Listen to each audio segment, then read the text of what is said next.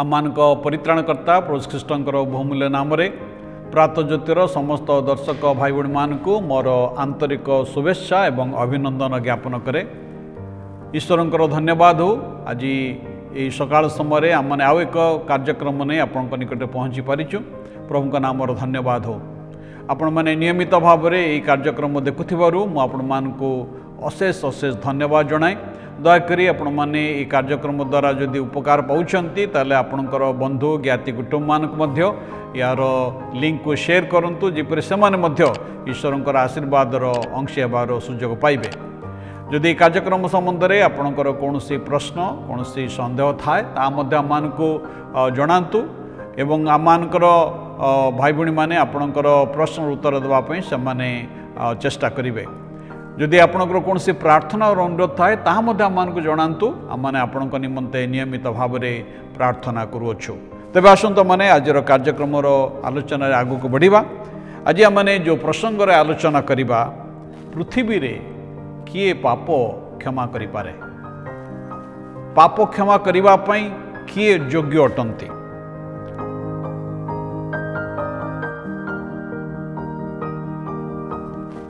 अनेक विश्वास करती जे मु पापरु क्षमा पाइबा पहले मते उत्तम कर्म करिबक हबो। समस्त मंद कर्म छाड़ी मते उत्तम कर्म करिबक हबो।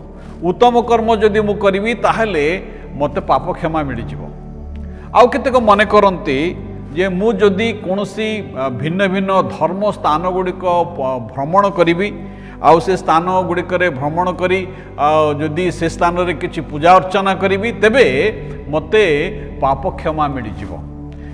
पुणी आउ केतेक ए प्रकार मत पोषण करती जदि मु कोनोसी निर्दिष्ट नदी गुड़िक जदि मु स्नान करे तेबे तद्वारा मते पाप क्षमा मिल जिवो। मोर पाप सब क्षय हो जिवो आ मु पाप क्षमा प्राप्त हेबी। भाई भणी माने आज मु स्पष्ट भाव में आपन को एक कथा कहिबा पई चाहे केवल जड़े मात्र व्यक्ति जे पाप क्षमा करि पारंते से किए से होछंती ईश्वर निजे। केवल ईश्वर ही मनुष्य मानकर पाप क्षमा करि पारंती। आज अनेक ईश्वर प्रदत्त क्षमा को ग्रहण करी दोषी मनोभाव दंडाज्ञार मनोभाव वो लज्जा को धरी समान को जीवन रे समाने जीवन को बीते थांती। मार्क 2 अध्याय गोटे घटना घटी जहाँकि आज आम आलोचना करिबा। दिने प्रभु यीशु ख्रीष्ट से कफरनाम नामक एक ग्राम को आसिले एवं जिते प्रभु यीशु कौन से ग्राम को जाऊले लोक मैंने भिड़ जमाऊले यीशुंकर वाक्य शुणा निमंते। आउ जिते कफरनाम को प्रभु आसचंती से स्थान में गोटे घरे जो से अच्छी लोक मैंने यीशुंकर वाक्य शुणा से एकत्रित होते। आउ जिते से प्रभु ख्रीष्टर वाक्य शुणुंट गृह आउ जगह नाई एपरी समय केतेक लोक जड़े पक्षाघात रोगी की से यीशु निकट को आणवाक लगिले किंतु देखिले जे द्वार पाख पर्यंत आउ कौन सी स्थान नहीं। किंतु ये लोक मानकर ए विश्वास थिला जे जदि से ए लोकों को ए पक्षाघात रोगी को जदि यीशु सहित मिलित करेबे ताले प्रभु यीशु ताकू सुस्थता प्रदान करेंगे। भाई भणी माने केड़े सुंदर विश्वास। आ देखिले जे सेमानकर अन्य कौन उपाय नहीं सेमाने सेठारु चाली गले नहीं। सेमाने कौन कले ना से घरर छात खोलिले हुए तो सेटा संभवतः गोटे टाइल घर थिला आ से टाइल गुड़ी को काढ़ी पकाइले एवं से रोगी को से छात बाटे छात कणा बाटे आ से रोगी को यीशु निकट को गड़े देले। आउ लेखा अच्छी प्रभु यीशु सेमानकर विश्वास देखिले। अब जो प्रभु से विश्वास देखिले आउ से व्यक्ति को कहिले जे से पक्षाघात रोगी के कहिले बश्च तुमर पाप सब क्षमा करागला। प्रभु यीशु से रोगी को कहते बश्च तुमर पाप सब क्षमा करागला। किंतु से स्थान में जो किसी धर्मीय लोक मैंने जो मैंने यीशुंकर कथा शुणा आसी आउ से एक कथा को नापसंद कले। से माने भाविले जे ये लोक ईश्वर निंदा करुछि। से माने मनरे ए प्रकार युक्ति तर्क करुथिले कहले ए किपरि मनीष होई पाप क्षमा करि पारे। सेमानक मन में प्रश्न आसला जे यीशु किपरि सेमानकर पाप क्षमा करि परिबे। केवल ईश्वर ही पाप क्षमा करि पारंती।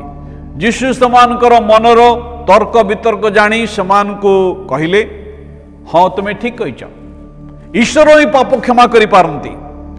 आउ प्रभु यीशु से पक्षागत रोगी को कहिले उठ तुमर खटिया घेनी चाल। भाई बड़ी माने बड़ा आश्चर्य कथा, जो लोक खटिया बोहीक आसी निजे चलवार शक्ति नहीं से प्रकार व्यक्ति को प्रभु से कहते जे उठ तुमर खटिया घेनी चाल। प्रभु यीशु ए पक्षागत रोगी की सुस्थ करने द्वारा आपणार अलौकिक अधिकार को से प्रकाश करुचंती। आउ जो अधिकार केवल ईश्वर अच्छी। आज प्रत्येक मनुष्य निमंते पाप क्षमा अत्यंत आवश्यक। आउ ए व्यक्ति शारीरिक सुस्थता निमंते यीशु निकट को समान आनी थिले, मात्र प्रभु यीशु तार आत्मिक सुस्थता विषय मनोयोगी हेले एवं सुस्थता प्रदान कले। अनेक आज अनेक लोक माने समानकर समस्यार बाह्य समाधान को समान अन्वेषण करिथांती, मात्र वास्तव समाधान होची जे आंतरिक। जेतडे आमनकर आंतरिक जीवन समाधान आसे बाह्य जीवन मध्य समाधान आसे।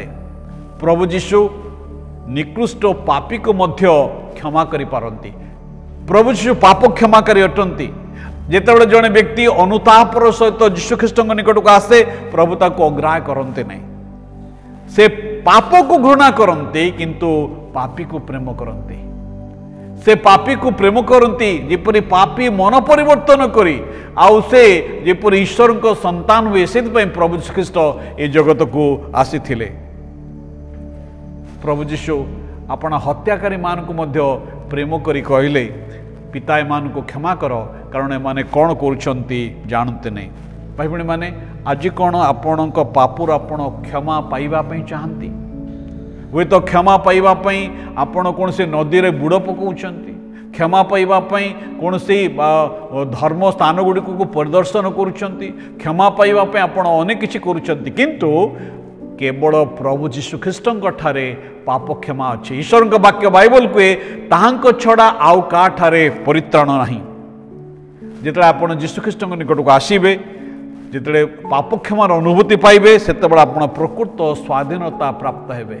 जिते आप पाप क्षमार अनुभूति पाइबे एक आनंदमय जीवन आपण यापन करें।